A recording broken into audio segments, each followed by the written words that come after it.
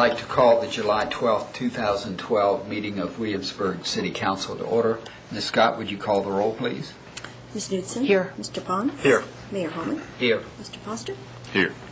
I'll tell you, Vice Mayor Paul Freiling's not here today. He was scheduled to be here, but hold up on an airplane early this morning sort of put him behind schedule, so he's not going to be with us today. First order of business today is council minutes for the meeting of June 11th and June 14th and the special meeting of June 5th. Are there any additions or corrections? If not, I'll take a motion. Mr. Mayor, I'll move the approval of the council minutes of June 11th and June 14th, as well as the special meeting of June 5th, 2012. Second. I have a motion and a second. Would you call the roll, please, Ms. Scott? Ms. Knudsen? Aye. Mr. Pond? Aye. Mayor Holman? Aye. Mr. Foster? Aye. Our next order of business is a matter of special privilege, and this is one of those times when we get to celebrate one of our own, and this is an excellence in service to Williamsburg being presented to Police Lieutenant Kenny Lawson. Lieutenant, if you would meet me at the front, I would appreciate that.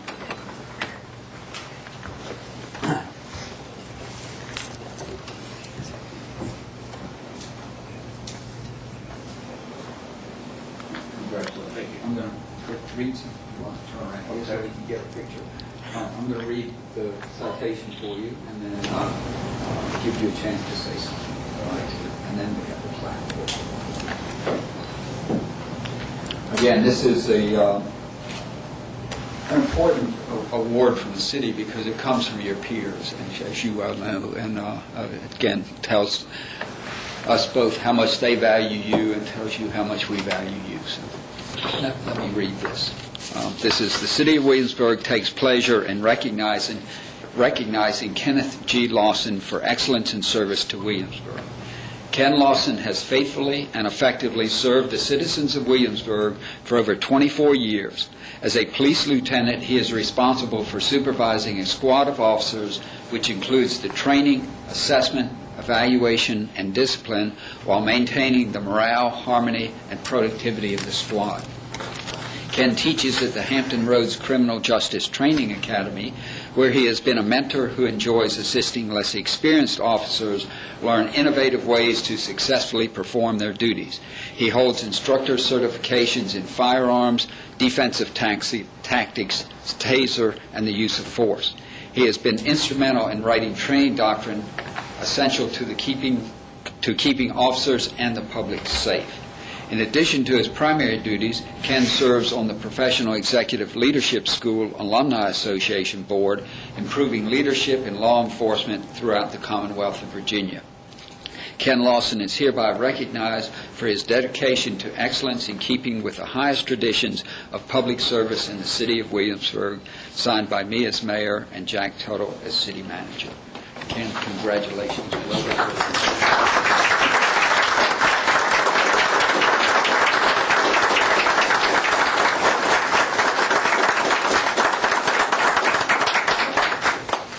It's always nice to be recognized for individual achievements, but in my line of work and our line of work, it's truly a team effort, and we strive every day to put our brand out there on the street to take care of the citizens and bring the next generation of law enforcement up.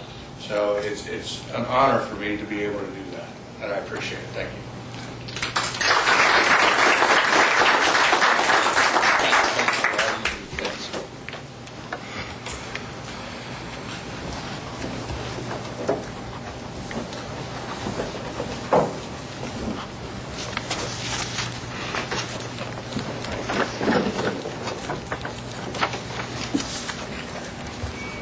It's always a nice thing to do. Thank you for, and I see your family and others are here, so that's terrific. Our next order of business is public hearings. I think we have none today. Is that correct? That's correct. Good. Next are reports. The first is the monthly financial statement. Jack, is there anything in particular Well, I'm not going to say much because the finance director will be giving a year-end report in just a few minutes. But I did want to point out at year-end on room, meal, and sales tax that all were in positive territory, and it's been a number of years since we could say that. The room tax just barely by just 0.5%, but meal tax through the last fiscal year was up 5.4%. And sales tax was up 3.5% from the prior year. So we're still digging out of a deep hole, but at least the direction remains positive. Any questions? If not, next are monthly department operating reports. Anything in particular? Nothing in particular to point out this month. Any questions for Jack? If not, that moves us to city manager reports, and we have three. The first is the year-end financial report. Yes, Bill Serra will give this report. Mayor Holloman, members of City Council, this time every year we go through where we ended up the prior fiscal year ending in June, do the recap. So we'll be looking at the trends in revenues and expenditures by way of the graph that you've seen many times over the last 3 years. We'll look at on a cash basis, we'll look at the budgeted versus actual revenues and expenditures for the operating fund, take into consideration some of the accruals associated with those, and also projections for the sales tax fund, and then look at how the reserves are impacted with all of that information. But first up is the graph that you've seen many times in the last few years, most notably in the city manager's budget message. The green line represents the revenues, the red line is expenditures, and the dashed line is the budget. And just kind of reiterate, ramping up to 2008 before the recession really hit, most of the savings between revenues, most of the surplus was associated with a little bit of each on the expenditures, savings, and revenues coming in higher than budgeted. Everything changed with the recession that culminated with the ending of fiscal year 09, where we broke even at about $250,000 in surplus, well below budget for both of those revenues and expenditures. But the next 3 years all generated surpluses, most notably on the savings and the expenditure line items, and this is where we feel we'll be at the end of fiscal year 12 on the operating budget, about $1 million difference. And the next few slides will show you how we get there. Okay. The operating revenues for the year, $32.25 million was budgeted. We ended up on a cash basis, $31.9 million came in, for a difference of $351,000 under budget. And that'll be adjusted by the accruals that we're going to have to make according to GASB requirements for 60 days after the year end. There's revenues and expenditures that come in associated with the prior year. We'll have 2 months of sales tax for education that needs to be accrued. Utilities taxes coming in also. The FEMA reimbursement is coming in, and then others. So they total about $447,000 to be added to fiscal year 12 on the revenue side. And then on the expenditures, again on a cash basis, $32.25 million was budgeted. We spent right at the end of June $30,573,000, so we're just under $1.7 million under budget on the expenditure side. That'll need to be adjusted by the expenditure accruals. There will be a settle up with the ending of the self-insured Anthem plan that ended June 30th. We're estimating that to be about $250,000. And then there will be general accruals in all of the departments. I'm estimating conservatively somewhere around $500,000 for that. So we'll have to accrue about $750,000 in expenditures. And that ends up, total expenditures after those accruals would be about $31.3 million, and bringing that down to $931,000 under budget on the expenditure side. And that really happened because of all the savings in all city departments. I just kind of noted some of the departments that had higher dollar savings than others. The police, fire, economic development contingency was money left in there, as was planning for the comp plan. IT had some additional money that was not spent. But specifically looking at some of these, salary and benefits, the deputy chief physician was still open in the fire department. There were salary and benefit savings from open positions, most notably in the police, fire, and code compliance departments. And then there were across-the-board savings in group life insurance through VRS. The operational accounts, these generally, building maintenance and vehicle maintenance, there were some savings in some of those citywide, utility savings throughout many of the budgets. Professional services lines were underspent, and the comp plan didn't spend everything budgeted in the planning budget. But those are the higher dollar savings that I just kind of wanted to point out. Capital, $111,000, it's not that much under budget, but that's really associated with savings on various capital lines in the facilities budgets. Equipment and machinery savings that weren't actually spent over in the fire department budget. And then there were some computer, video, and mapping line items in the IT budget that didn't get spent. And obviously there were a lot more, but these are kind of the higher points. But taking all that into consideration, and this is just the operating fund here, we would end up the year with $32.35 million in revenues compared to $31.3 in expenditures after accruals, generating a surplus of just over $1 million, $1,027,000. Okay, and the surplus as a percentage of the operating revenues for FY12 is about 3.1%. Moving on to the sales tax fund, which is our capital projects fund. As Mr. Tuttle stated, local 1% is up about 3.5% for the year, so we're estimating total revenues for the 1% about $4.1 million, and these actually came in, so total revenue should be around $4.4 million.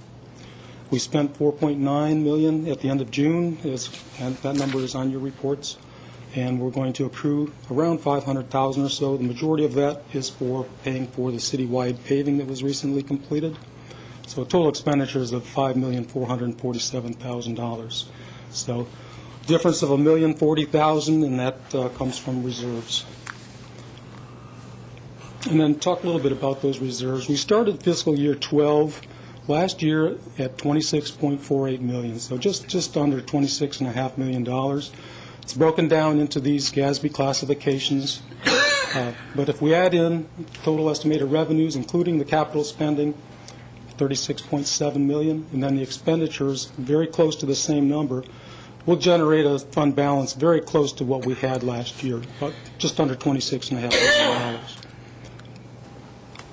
And then that's going to be broken down this way. Again, we'll have some prepaids in there. We're going to need to carry over capital projects that haven't been spent in the fiscal year 12. The majority of that is school capital and some contingency funds that will roll over. So that we'll put that as assigned. The balance goes in unassigned category of $24.2 million. And of the unassigned number, the 24.2, as a percentage of the operating revenues, it represents about 74%. So that's well in excess of City Council's reserve policy of 35%. Okay. We're going to be going over the accruals all of July and August. The auditors will be out October 1st, first week in October. We'll finalize the audit toward the end of November, get the audit to the state APA, the Auditor of Public Accounts. By law, it has to be there by November 30th. The audit committee will meet the first week in December, and we'll be back up here with the auditors to give a presentation on the final CAFR. So with that, I'd be glad to take any questions. Great. Thank you very much, Phil. And that it's a nice picture. Thank you. Let me turn to council for any questions or comments. Scott? I just have one or two things. You mentioned several open positions. We discussed this in the budget process. How long do you see that savings from that line item being sustainable? I mean, how much longer can we get by with less folks? There's really one. The deputy chief position in the fire department is the one that's been open for a couple of years now. That's up to Chief Dent to fill that. He's not filled it at this point. The other salary savings are from positions, attrition, people leaving. The longer they stay open, the more we save on salaries and benefits. I'd also add there is one position in the utility side of the house, not in those numbers, for an engineering position that we've also held back on during these uncertain times. And so if both of those positions, both the deputy chief position and those are both fairly expensive jobs. So if we move forward with those, they would appear in future years' costs. Sure. That's it. Doug? Thank you. Well, it certainly is good numbers, and it certainly shows good stewardship by the city manager and all the staff. So, congratulations to all of you. When we look at these numbers and we see a surplus of $1 million, it's easy to say, "Gosh, we could spend more. The money's there." But having gone through these last 4, 5, 6 years of the recession, it is good fiscal management to make sure that we don't spend more just because it looks like it's there. It's not, the hard times could be coming, so I would just caution those that may think that we can just go blow $1 million. But Councilman Foster brought up the one position, and I think we ought to be cognizant that some positions haven't been filled. Some have different consequences, and so depending on staff to make sure that we staff accordingly, and so it's in everybody's best interest, the current employees and the residents. So, thank you. Thank you, Phil. Yes, just to follow up on that, when the economy improves, we're probably going to need some of those positions. I would suspect that some of them aren't there because we haven't needed them, but now we're going to need them. I just have one question. Are we yet seeing any savings from the new municipal building with the new heating system and all that? Yeah. They are. In fact, they're dramatic. And we have some dashboard elements that show you the amount of energy savings. The new expanded building is using considerably less energy than the old building did before it was expanded. Mm-hmm. So that is working, and we've got the data to show you. So and some of that shows up in here a little bit? Mm-hmm. Yes, ma'am. Thank you. Yeah, thanks. That might be worth maybe at a work session. Sure. But, letting us see more details about that. We've got enough running history on the building now that we can exactly. show what the results have been. We'll do that. Yeah. Well, thanks. And I think these results come about because of the hard work of a whole lot of people. In fact, everybody that works for the city has contributed to this. So I think it's important to understand that we have continually asked our staff to do more with less, and that I think, as other council members have suggested, it's not clear how sustainable that is for much longer. But we really owe a debt of gratitude to all the staff for everything they've done over the last few years to help the city keep running, be as efficient and effective as possible, delivering the highest quality of services while we have tightened the belt on them. So this is a thank you, I think, from council to all the staff of the city for that. Thank you. Because these results are the results of what people do every day in their positions. So thank you very much. Thank you, Phil. Next is the national survey. Jody? Yes, Jody Miller will give this report.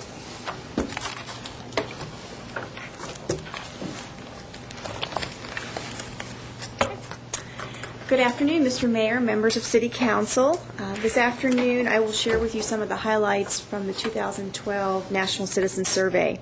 A copy of the full report we'll be reviewing is available on the city's website.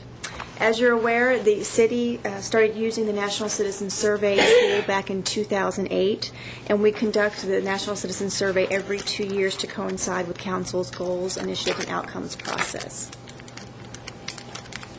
Just a little bit of background about the survey itself, and then we'll look at some demographics of those who participated in the survey, and then get into the actual results.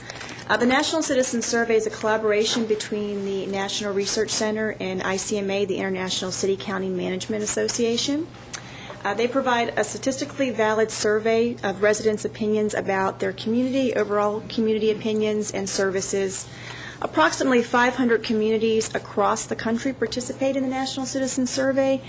Data collected from those communities is used to create national benchmarks, which are then shared with each of the communities that take the survey. Okay, this chart gives you a little bit of background on sort of the survey itself. Two primary objectives, and this is kind of this box right here, for conducting the survey is one, to better understand and identify strengths and weaknesses at the community level, and also to identify strengths and weaknesses about specific city services. The survey itself is a survey that's mailed to residents. It's a multi-contact mail survey. That means citizens are contacted several times through the survey process to get them to complete and return the survey. 1,200 surveys are sent out to Williamsburg residents. This year, 386 surveys were completed and returned, giving us a 34% response rate. Margin of error on the survey results is 5%. And the data itself, once it's collected, is weighted to reflect the population, and that information is based on the 2010 census data.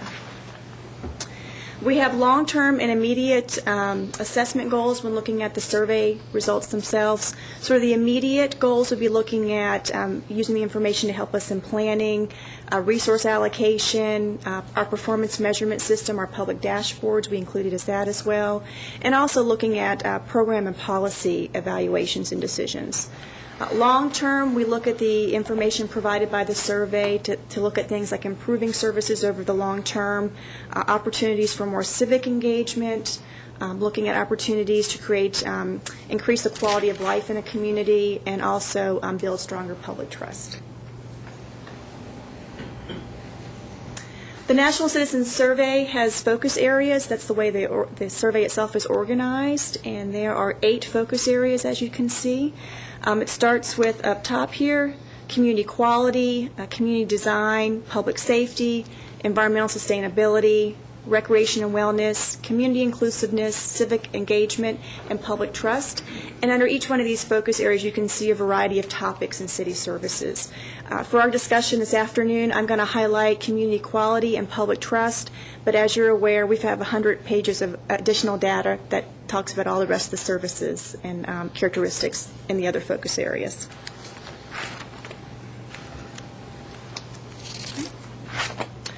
The survey report that we received this year includes all 3 cycles of data since we started conducting the National Citizen Survey back in 2008. What the National Citizen Survey Group tells us that when we're looking at the results, especially comparing year after year, that anything of 7% or greater is what they consider significant statistically. So that's important to think about and look at as we compare from year to year. As I mentioned, the data is weighed in that final analysis to reflect the 2010 census. For us in particular, it was weighed towards housing, tenure, gender, and age, which were the 3 areas they needed to weigh to make sure that it was truly reflective of our demographics in our community. And as part of the survey results, we get our individual results, but also we get benchmarked against other communities across the country. As you're aware, the benchmarking with other communities across the country is one of the real advantages to using this tool, because it not only helps us better understand our individual results, but we also have a benchmark as to how we rank compared to other communities. Let's look at the demographics of those who participated in this year's survey. 45% indicated they lived in the city for 5 years or less. 36% indicated they were between 18 and 34 years old. 34% said they were 55 years and older. 54% rent their home, and 46% own their home here in the city. 54% of those who took the survey were female, 46% were male. 82% indicated they were registered to vote, and 95% have cell phones.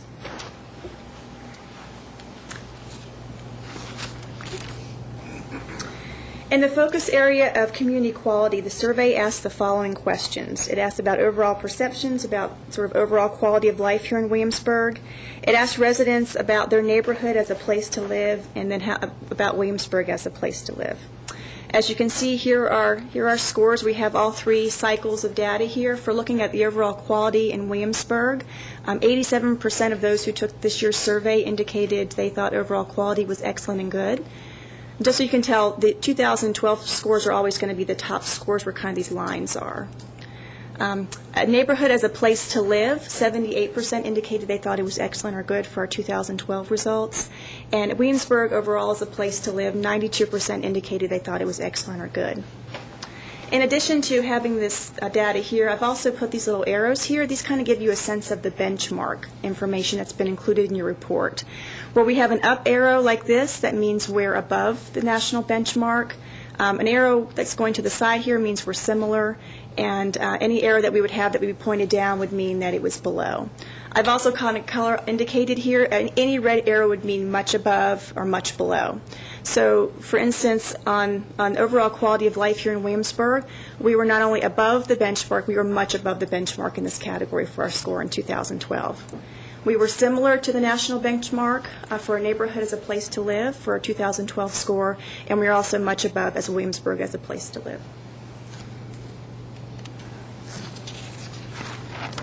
The next area is looking at public trust as part of the survey, and there are 4 questions that are included under the public trust findings. The first is value of services for the taxes paid to Williamsburg. Looking at our 2012 score, 75% of those who took this survey thought that our value for our services was excellent or good. Overall direction that Williamsburg is taking, 65% felt that it was excellent or good. The job Williamsburg government does at welcoming citizen involvement, 63% indicated excellent or good in this area. And overall image and reputation of Williamsburg, 93% indicated they thought it was excellent or good. And as you can see by the arrows, we were not only above the benchmark nationally in all 4 of these areas, but we were much above the national benchmark.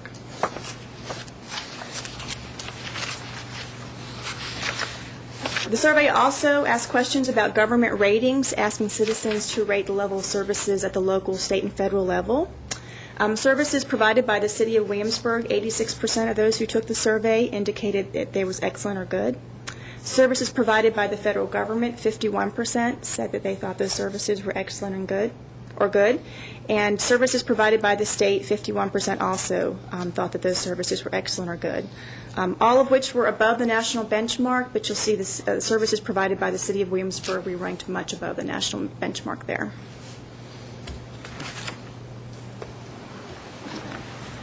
The survey also asked citizens to rate city employees in 4 areas: in knowledge, responsiveness, courtesy, and overall impression.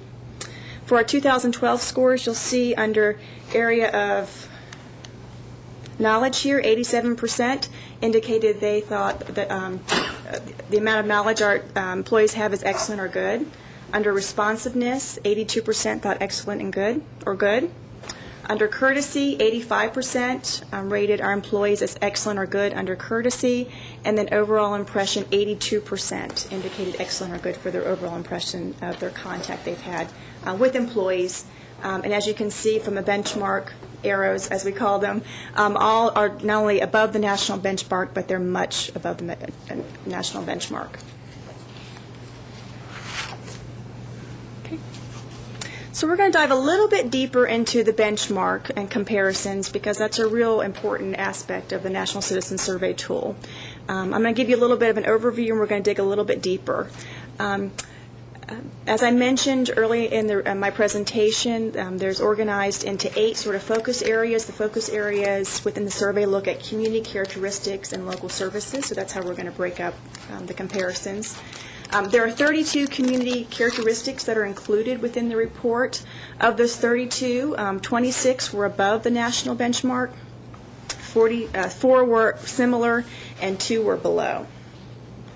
Of the 37 services that were included in the survey, 32 were above the national benchmark, 4 were similar, and 1 was below. I will add that the one that was below right here was cable services, and that's not a direct service that we provide here by the city. So that was kind of interesting when we're looking at our results. To dig a little bit deeper, we looked at the results and said, well, where is Williamsburg in our ranking as far as the top 10 and 20%? And here, looking at our benchmarks, here are the areas where Williamsburg's ranking was in the top 10% nationally. This included overall appearance, opportunities to attend cultural activities, educational opportunities, public library services, Williamsburg as a place to retire, opportunities to participate in the community, opportunities to volunteer, our public information services, value of services for taxes paid to the city, overall image or reputation, services provided by the federal government, and perception of city employees regarding responsiveness. To expand that a little bit more, if we looked at where Williamsburg's rankings were as far as the top 20% nationally, you'll see visiting a city's website is one of the areas where we were topped nationally in the top 20%. The job the city does, welcoming citizen involvement, services provided by the city itself, services provided by state government, and then perception of employees in those areas of knowledge, courtesy, and overall impression. So we had a lot of great news to share with you, but there are also some opportunities for improvement, so we thought we'd sort of point those out as well. The two areas where we found sort of the least positive ratings for this year's results looked at employment opportunities as well as availability of affordable house. Employment opportunities, 38% thought they were excellent or good here in the city, as well as 38% thought that said excellent or good when it came to availability of quality housing as well. I will mention, although we've got an opportunity for improvement here, we are starting to move in a positive direction. When I looked at the 2010 results for employment, we had gone up a little bit, about 2%. Under the affordability, quality housing, we had gone up 8% since 2010, and that is over that 7% threshold. So we are making some progress in a positive direction there. This is an interesting chart that kind of helps put together a graphic of city services. I'd like to spend just a moment kind of going over it and sort of illustrating the types of information that it provides and some of the additional tools and analysis that the National Citizen Survey provides to us. As you can see, it's color-coded by the types of services, and this is the legend down here for the benchmark. So if you sort of this yellow-green area, you're above the benchmark in that particular service. If you're sort of more this light yellow here, you're similar to the benchmark, and the red is below the benchmark. So as you kind of look through each one of these areas, you can see where we are regarding the overall national benchmarks. Also, they've included arrows here that give you a sense whether we have gone up in those areas since the 2010 survey as well. So you can see we've seen improvement in planning and zoning, sidewalk maintenance, snow removal, garbage collection are some areas where we've seen some significant improvement in those areas. In addition to that, National Citizen Survey provides what they call some key driver analysis. And the theory behind this analysis is there are certain very specific services that influence citizens' overall opinion of city services. And they pull this information together from the data they collect, and they do an additional analysis on this. The theory being that if you want to influence or impact the overall perception citizens have of overall quality of services in the city, you might want to target some of these specific services because they have the greatest influence on people's perceptions. And those are indicated by these little keys here. That's a key driver analysis. So when they looked at our data set for 2012 and they did this additional analysis, what they determined was our key analysis or our key drivers would include traffic signal timing, drinking water, city parks, emergency preparedness, and police services.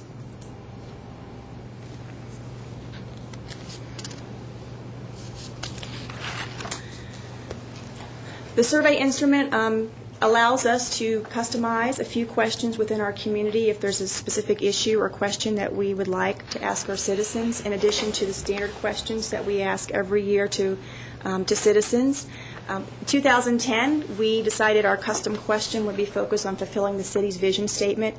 We decided to keep the same question this year just to get a sense as to where we are with fulfilling that vision based on citizens' perceptions.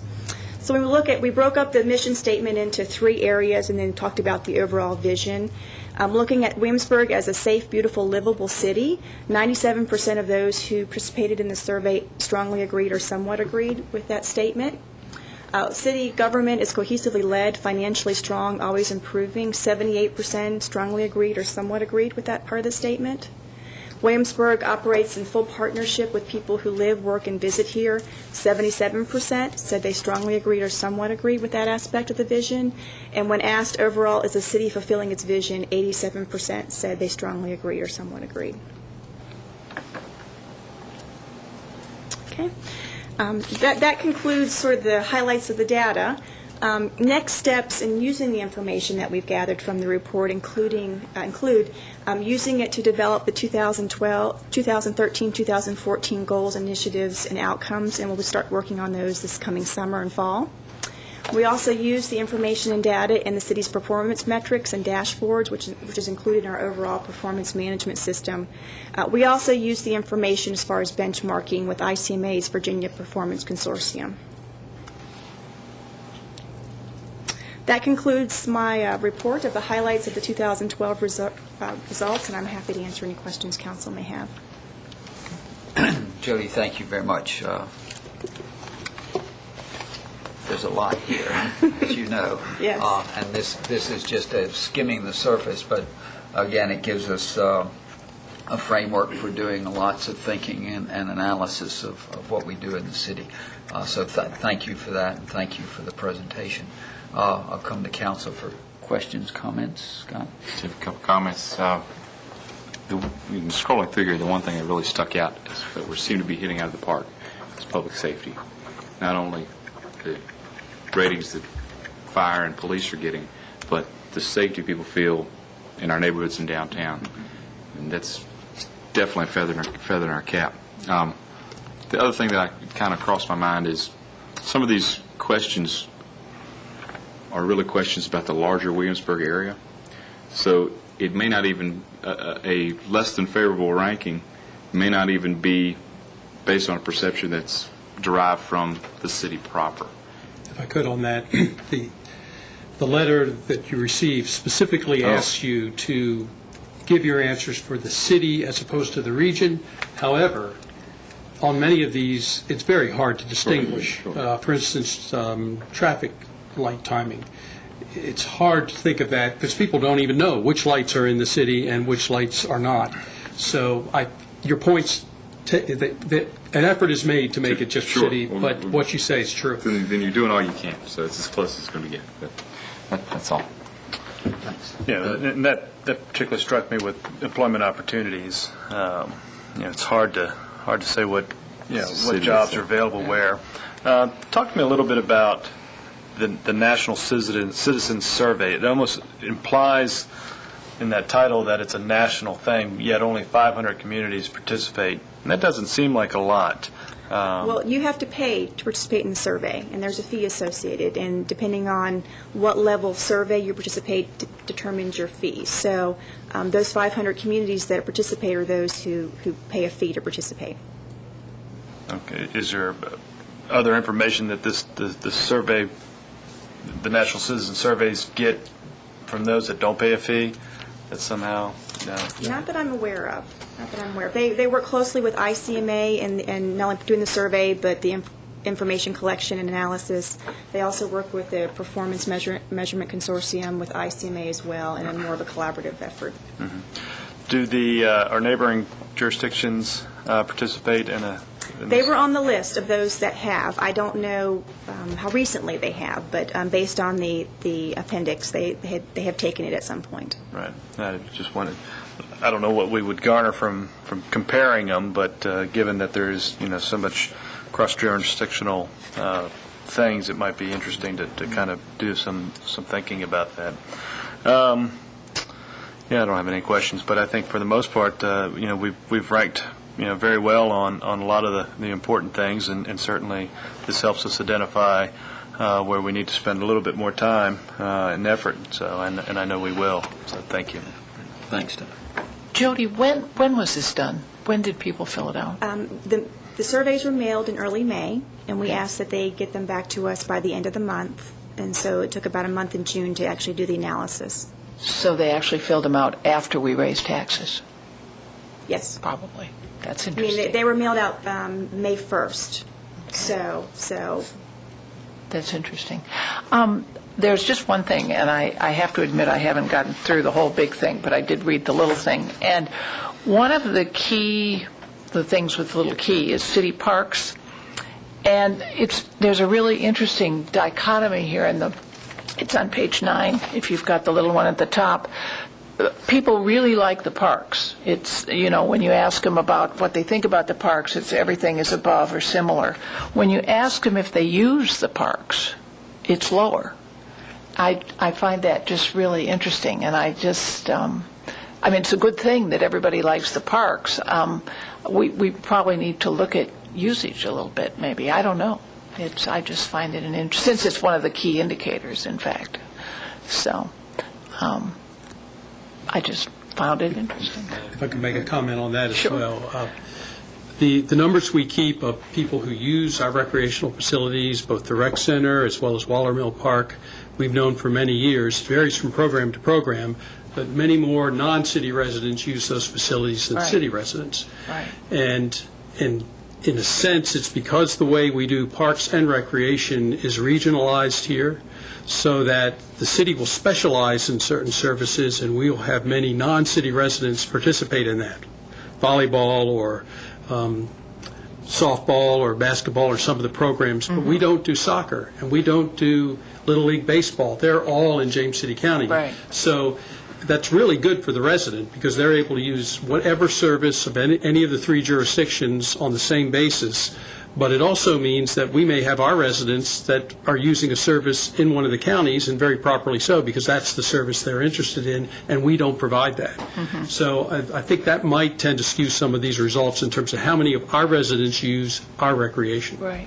Well, I just think it's very interesting, and it's great that people really like what we've got. So, yeah. And I would just add to what Mr. Tuttle said. I think that's even true when you think about parks. You know, we have Waller Mill Park, probably one of the nicest regional parks. Yeah. But it gets probably used more by other residents Yeah. and more than city residents in that case. So. And I don't really object to that. I mean, it's sharing of regional resources, which I think is a good idea. I just thought it was kind of interesting in here. So that's all I had. Great, thank you. Picking up on Doug's point, I wonder if we shouldn't think about the next time we do this, maybe working with James City County and the Bruton District of York County to see if we couldn't do this survey for the historic triangle. I mean, we would still get city results separate from that, but we could, I mean, that might be interesting, since, you know, we're now doing the coordinated comprehensive planning process. I mean, it might give us some regional answers to some questions that might be interesting. And is that something we could explore? How would you? We certainly could. I think that each jurisdiction has its own reasons, timing of when they would choose to do or not do the survey. And so the question is, would we be able to come to an agreement on the same time frame? Because it would be 3 individual surveys by the 3 jurisdictions. I don't think we could get any cut-rate deal from National Citizen Survey. But the idea of doing the 3 jurisdictions at the same time is a very good idea if there was interest on the other side. And the question would be, could it be not only reported out individually, and then the individual could decide what to do with it, but could it be reported as a region, as a whole? And we could certainly talk with them about computers doing can that. do all sorts Sure. of interesting things with data, so I'm not sure that would be impossible. But Yeah. whether that's something that the people that run this would be interested in, and you know, that might be a product they could sell to other regions, so that they might have a business interest in this as well. But we might want to explore that a little bit. Could you go back to your next to the last slide?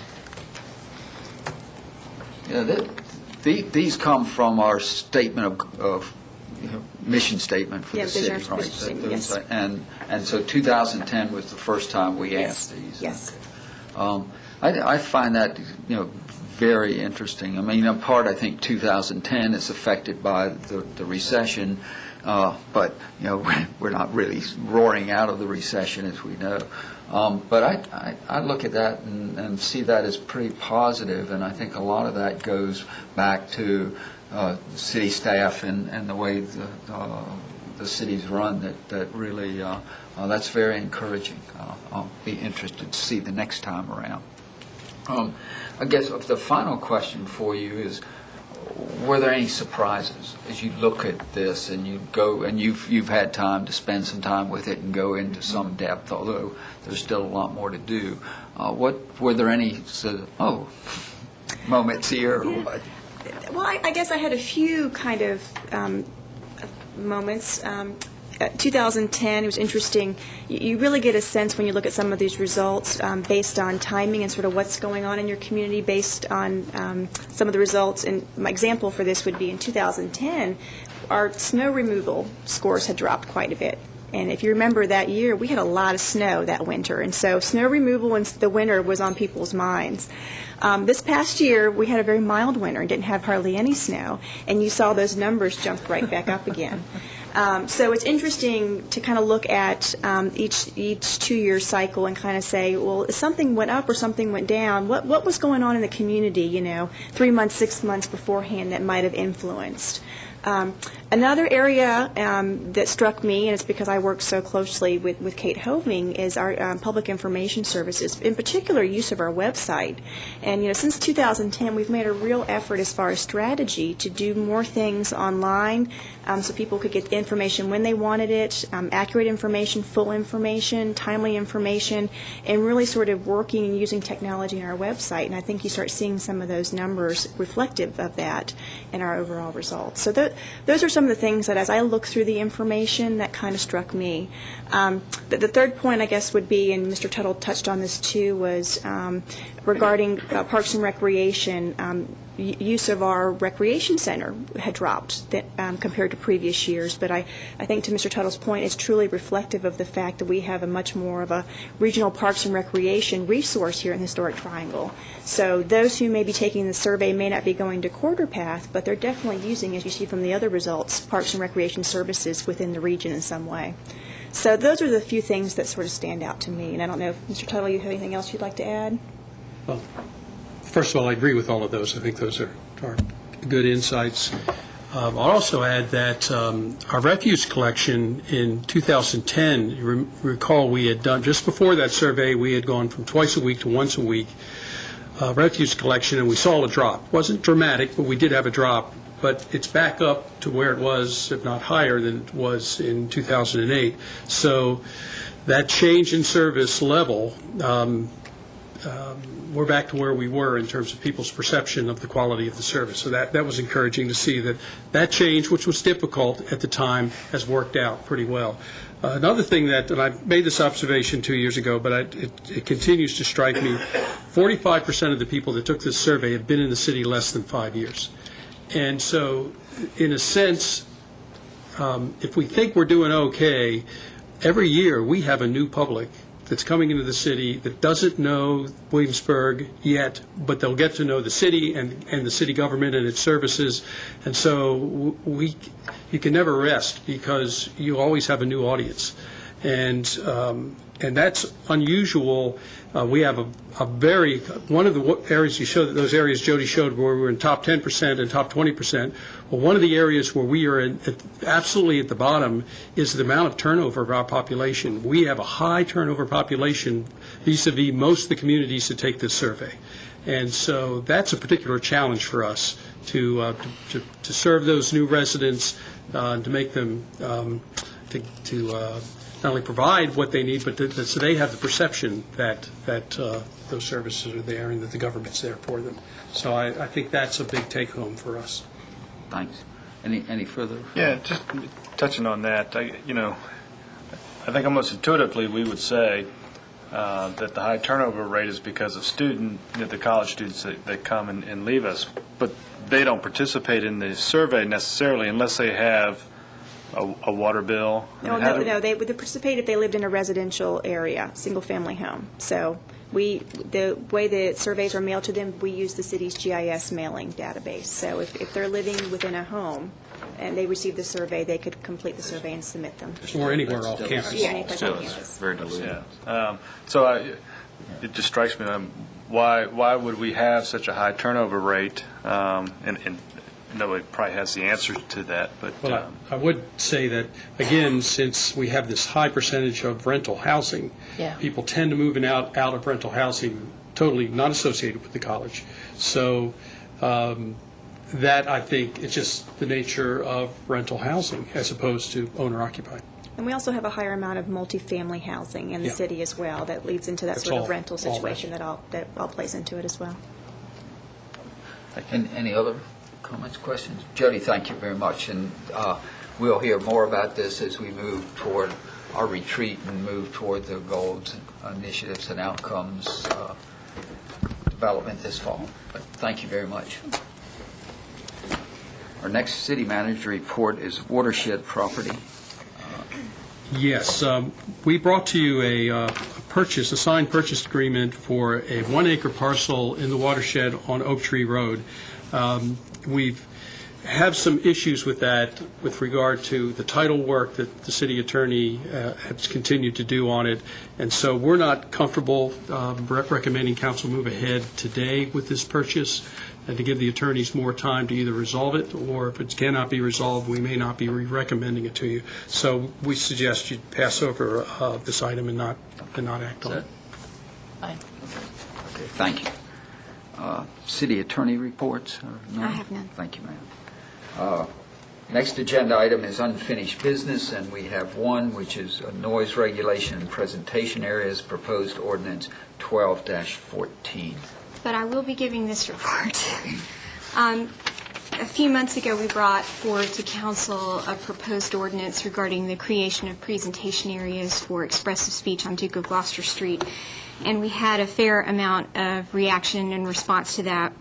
One of the suggestions that we received was that we look at this from a perspective that was a bit more piecemeal, so we look at each individual ordinance and see what we need to do to improve the situation, particularly in the historic area. And so the first part of that is to look at the noise ordinance. And so what City Council has before it today is the staff's recommendation regarding amendments to the noise ordinance that will assist in trying to keep the volume level of some of the speakers that we have in the city within a manageable level. It provides a mechanism for the police department to enforce the noise ordinance, and so that's the first thing it does. It removes the broad exemptions for expressive speech.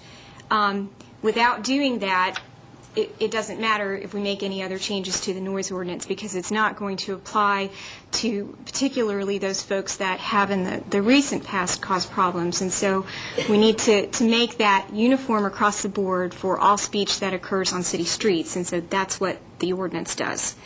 The second is to set an objective decibel level for the sound that occurs on city streets, and so staff's proposal is 75 decibels during the day measured at 10 feet. This is identical to the downtown business district in Charlottesville. After 11 o'clock at night, it would be 65 decibels measured at 10 feet. We've also added a special exception, or an exception to the noise ordinance for special events permits. So in this context, there would really be only two situations where a special events permit would be a question.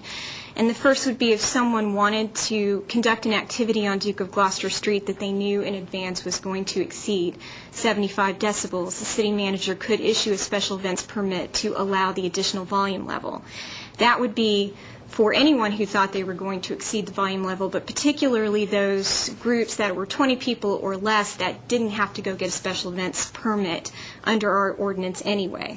The second would be for those larger groups, they have to come in and get a special events permit if there are more than 20 people for participating in the event, and so the city manager would then designate the volume level for that event, much like he does amplification for those events in existing permit processes. So that's basically what this ordinance does, and I'm happy to answer any questions. The staff recommendation is that in lieu of adopting 1214, that the City Council adopt Ordinance 1205. Or sorry, I did backwards, 1214 in lieu of 1205.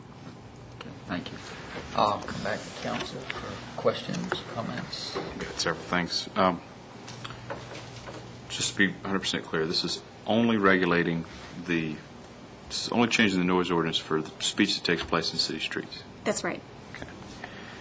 And it's a blanket all city streets, Yes. not just the historic It area. applies to the entire city. This may be a question for Chief Sloggy. 65 decibels, 75 decibels. Is there a good comparison point there? Is that a hard comparison to make?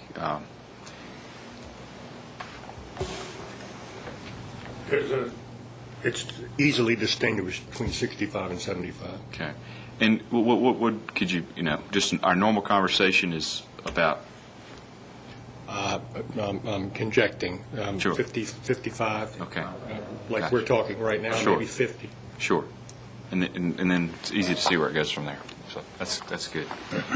Just a point, the decibels is an exponential scale, so that's why, Right. moving from 55 to 65 is very different than moving from 65 to 75. It would be, yes, exactly. It would be much more difficult to get from that 65 to 75 level than it would from 55 to 65. Very good. Very good. Thank you, Dave. Yes, sir. Any other? No, that's it. Doug? Yeah. And if I got this right, we're actually increasing the decibel level from 65 to 75. So there's, Well, on public streets, so it would be a little bit louder on public streets. so we're not necessarily, I make that point because we're not constricting Right. this a little bit more. We're actually giving a little bit more opportunity for somebody to express themselves.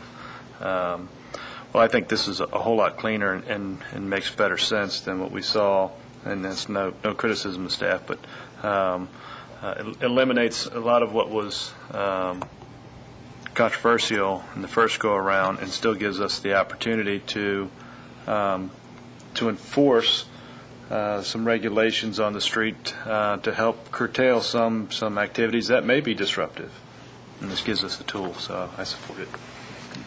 Judy? Any further questions, discussion? I agree. I think this is, it creates challenges, but it also deals with the issue in a way that doesn't sort of, restrict it to certain areas or anything else. And it applies across the city. It sets definable levels and what have you. And I think this is a good way to go at this point, and we'll see how this works. So, if I'll take a motion if anyone. Mr. Mayor, I approve the City Council adopt proposed ordinance number 12-14 in lieu of proposed ordinance number 12-05. Second. I have a motion and a second. Would you call the roll, please, Ms. Scott? Ms. Knutson? Aye. Mr. Pons? Aye. Mayor Holman? Aye. Mr. Foster? Aye. Great, thank you.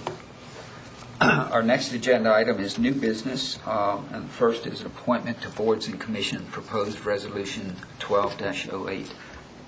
Ms. Knutson? I move that City Council adopt Resolution 12-08, reappointing Wade Broman to the Quarter Path Community Development Authority. The 4-year term begins August 1st, 2012, and will expire July 31st, 2016. Second. I have a motion and a second. Would you call the roll, please, Ms. Scott? Ms. Knutson? Aye. Mr. Pons? Aye. Mayor Holman? Aye. Mr. Foster? Aye. Also in new business, I'll announce the mayoral appointments. There are a number of appointments of city council and staff to various committees and throughout the region and city and what have you. Those will be posted on the website. The appointments will continue as they were previously with two changes. One, Doug Pons will now represent the city on the Hampton Roads Economic Development Alliance, and Judy Knutson will represent the city council appointment on the Old Town Medical Center Board. The rest of the appointments will remain as they were, and once again, those will be available on the city website for anyone to look at.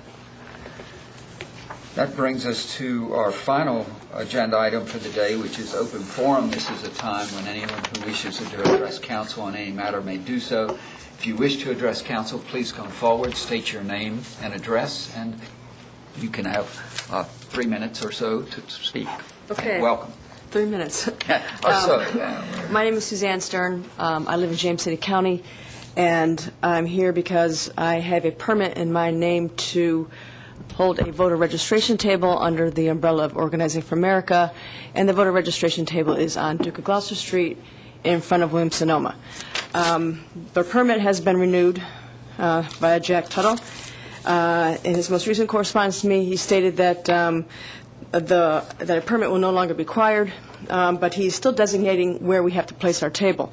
Having listened to this conversation and seen a relatively brief description of the free speech zone scratched article in the Virginia Gazette saying that you are no longer designating where, but how loud, my question now is whether our table can now have whether the city can now designate the space where our table would be placed. We definitely do not exceed any noise levels, or most of the people staff our table also are older, and our table now in its designated spot is in direct sunlight from the time we start to the time we stop. And with heat, I'm somewhat concerned about that, which is when we actually even canceled the table the last 2 Saturdays. But there are better places on Duke of Gloucester Street that have shade that would be more suitable to our activities and the people who staff our table. If I could address it. First of all, we've had conversations before, and she had asked me the question. We might have been able to give her an answer. But let me also say the reason the issue is organized groups coming onto Merchant Square and setting up a table to do whatever their activity is regulated under the Special Events Ordinance. Because we were getting a number of groups coming in that wanted to do voter registration over the next several months, and some wanted to do it in Merchant Square, some in the Library Plaza area. We simply said that we're not going to issue individual permits anymore. That wasn't necessary, but we wanted to say this is the area where the activity could occur, and that way the times, whatever time someone wanted to be there, they could be there, and we wouldn't be restricting that time as we do normally with special events. So that was the reason we got to where we are. But the purpose because there are 2 other groups that have come in and wanted to do voter registration. And keep in mind now, this is not the old days of voter registration by the League of Women Voters. This is groups that there's partisan purposes, so they tend to have they can have more than one, and they can tend to be in conflict. So by designating this spot, that's was the idea, a place that would be right in the middle of things in Merchant Square, but not so that it's right at someone's front door or in a way that would cause a problem with another group. With regard to the sun and the shade, we can certainly talk about that. If there's another spot there that works better for you, I'm sure we can find that and work that out. But that's a little bit of the history as to how we got here. If I may respond, we've only been a table of 1. In your letter, you did mention there are 2 additional groups, unnamed groups. That's fine. I don't really care how many people set up tables down there to register voters. But you have placed all of us in a small spot, and you assume that, let's say there are 2 other groups of tables our size, portable tables, by the way. No 3 tables will fit in that spot that you've designated. That's number 1. Number 2, please, Mr. Tuttle, I'm not done. Yes, if there is a spot in the shade, I would request a spot in the shade for the safety of people who are actually staffing the table. And number 3, if I may, then I'd be happy to listen to. I was in Colonial Williamsburg for the 4th of July. We always come down there. And one of the street preachers was on a soapbox doing whatever he does. I'd like to ask you whether you see a meaningful distinction between a soapbox and a portable table, such that he could place his where he chose to place his, but you're designating where we have to place our table. I will say that open forum is a time for people to bring questions to City Council. It's not a discussion period. I think these are issues that you need to take to the city manager and have that discussion and get a resolution. Okay. I thank you very much for coming and bringing this to our attention and to the city manager's attention. And thank you, Mr. Tuttle. I hope you will contact the city manager, and I'm sure you will. I will do so. Resolve these issues. Thank you. Any further public comments? If not, I think that brings us to the end of our business for today. I'll take a motion. Move we adjourn? Second. I have a motion and a second. Call the roll, please, Ms. Scott. Ms. Knudsen? Aye. Hans? Aye. Mayor Holmes? Aye. Mr. Foster? All right.